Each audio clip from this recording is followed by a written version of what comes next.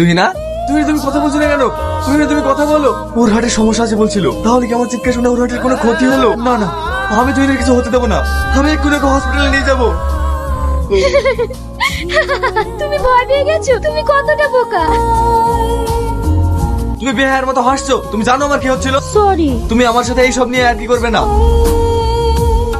এ আগুন না? হ্যাঁ। অন্য মেয়ের সাথে কি করছে? এই তো আমার প্রাণের বন্ধু।